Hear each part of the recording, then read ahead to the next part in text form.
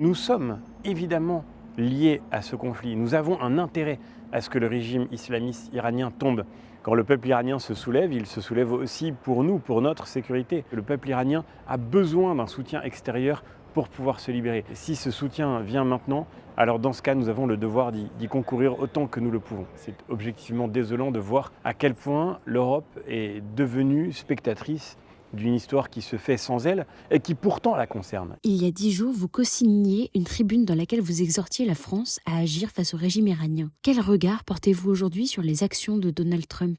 Je n'ai pas changé d'avis. Le régime des Mollahs doit tomber et évidemment cette action des États-Unis n'est pas coordonnée, elle n'est pas sans aucun doute inspirée uniquement par des motifs humanitaires, mais ça ne change rien. Si elle peut contribuer à faire tomber ce régime, ce sera une nouvelle magnifique pour l'Iran et pour toute la région. Et aujourd'hui, le devoir de la France, c'est de tout faire pour contribuer à cet objectif. Le peuple iranien ne peut pas se libérer seul. C'est impossible. Et la preuve en a été faite une fois de plus lors des insurrections qui ont eu lieu au cours des dernières semaines. Il aura fallu 30 000 morts sans doute, une répression plus féroce que jamais pour mater le courage de ce peuple qui voulait recouvrer la liberté. Le fait est que la sauvagerie de cette répression a fait la démonstration que le peuple iranien a besoin d'un soutien extérieur pour pouvoir se libérer. Et si ce soutien vient maintenant, alors dans ce cas, nous avons le devoir d'y concourir autant que nous le pouvons. Nous devons multiplier les initiatives pour que la question se règle par la voie diplomatique. Dans les premières heures, Emmanuel Macron a été prudent,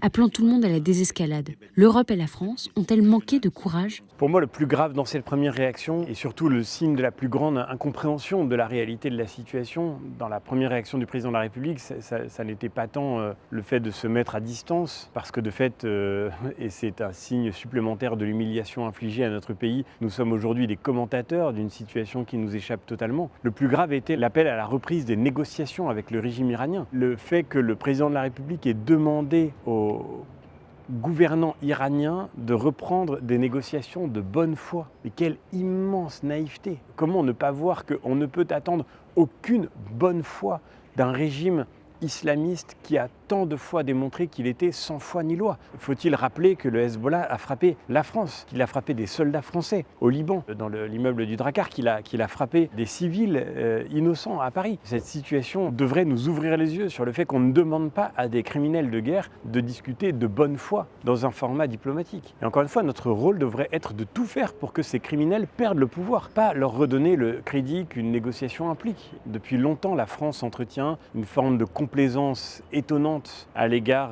du régime iranien, peut-être par une espèce de romantisme qui dure depuis 1979. On sait le rôle, malheureusement, que notre pays a eu dans la préparation et dans la réussite de la révolution islamique, parce que la gauche politique et intellectuelle française avait une forme de complaisance, de bienveillance à l'égard de Khomeini. Et je crois que malheureusement la France s'est illustrée par cette complaisance au cours des dernières années. Il aura fallu des années pour que la France accepte, par exemple, le classement des gardiens de la Révolution comme une organisation terroriste. Nous le demandions avec le Parlement européen depuis 3 ans et il y a seulement quelques semaines, la France a enfin accepté de changer sa position. C'est la France qui a soutenu le candidat du Hezbollah aux élections présidentielles au Liban. Cette espèce d'ambiguïté dont on pourrait citer tant d'exemples, la France aurait gagné à en sortir beaucoup plus tôt et aujourd'hui, en tous les cas, elle a le devoir de faire tout ce qu'elle peut pour contribuer à l'effondrement de ce régime criminel. Hier, Paris, Berlin et Londres ont annoncé ensemble des actions défensives pour détruire les capacités militaires de l'Iran.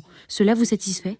D'une manière générale, ce n'est pas encore assez, et ça ne peut pas être assez, mais pour une raison très simple et qui ne sera pas reconstruite en un jour. C'est que nos pays, la France, l'Allemagne, le Royaume-Uni, les pays européens, ont collectivement perdu les moyens de la puissance. La vérité, c'est qu'aujourd'hui, les Européens se livrent à une compétition entre eux sur qui sera le premier commentateur. C'est objectivement désolant de voir à quel point l'Europe est devenue spectatrice d'une histoire qui se fait sans elle et qui pourtant la concerne. Et donc notre devoir, c'est de faire en sorte que demain, nous soyons capables de reconstruire notre outil militaire, de reconstruire notre outil diplomatique pour pouvoir retrouver le langage de la puissance dans un monde où le seul respect du droit international a cessé d'être la règle partagée. Et au fond, nous le voyons bien, le monde n'a jamais cessé d'être ce qu'il est. Il est tragique, il est fait de risques, de menaces, de dangers que nous devons affronter. Et notre devoir sera pour les générations qui viennent de reconstruire les moyens d'assumer la confrontation avec les menaces qui nous entourent en parlant de nouveau le langage de la puissance. Pourquoi devons-nous nous engager ? Qu'a la France à y gagner ? Nous sommes évidemment liés à ce conflit. Nous avons un intérêt à ce que le régime islamiste iranien tombe.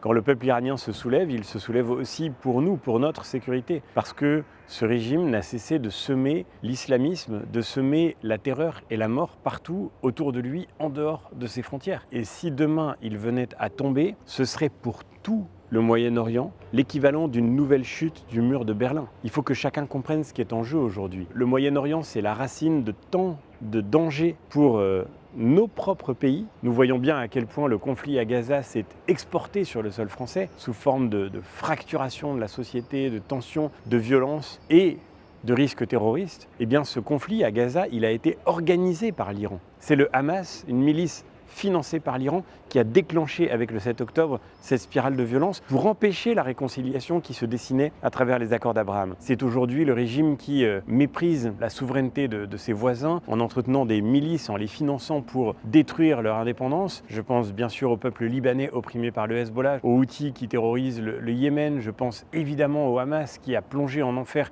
aussi bien le peuple israélien que le peuple palestinien. Si demain le régime iranien tombe, alors une perspective de réconciliation régionale est possible. Et cette paix au Moyen-Orient, elle pourrait devenir l'occasion d'une plus grande sécurité pour le monde, y compris pour les pays européens. Et donc oui, nous sommes directement concernés. Un régime qui a projeté le terrorisme partout autour de lui, qui a financé l'islamisme et l'islam politique dans tous les pays occidentaux et notamment dans les pays européens. Un régime qui aujourd'hui, pour cela, contrôle une grande partie du trafic de drogue mondial, avec tout ce que cela implique, là encore, de crimes, de violences, de morts semées partout dans le monde. Eh bien, ce régime-là, s'il tombe, ce ne peut être qu'une bonne nouvelle pour l'Europe et pour la France. Que répondez-vous à ceux qui prennent en exemple les interventions militaires occidentales passées en Irak, en Afghanistan ou encore en Libye et qui se sont soldées par des échecs pour dénoncer ce qu'il se passe aujourd'hui en Iran? L'Iran est un pays et un peuple, surtout un grand peuple, qui a une grande singularité, c'est qu'il est précisément le plus favorable à la démocratie et sans doute le plus pro-occidental de cette région. C'est un peuple qui a été si longtemps opprimé par l'islam politique que nous pouvons avoir l'espoir que lorsque ce régime tombera, il reconstruise les conditions de sa liberté et de la sécurité de la région qui l'entoure. Mais en effet, il y a toujours une part d'inconnu, de danger, de risque. La question qui se posera, c'est comment est-ce que dans la durée, l'opération qui se dessine aujourd'hui produira ses fruits. D'abord, n'en parlons pas trop vite parce que le régime n'est pas tombé. La différence avec l'Afghanistan, l'Irak, la Libye, c'est que pour l'instant, il ne semble pas être question d'intervention physique au sol, ce qui fait une immense différence. Espérons que les frappes qui sont en cours permettront au peuple iranien de se libérer par lui-même. Ce sera une différence majeure avec les opérations passées et espérons que cette libération permettra de préparer l'avenir. Une chose est sûre en tous les cas, je ne vois aucune sécurité à espérer, aucun ordre, aucun équilibre, aucune paix, aucune justice dans le maintien du statu quo.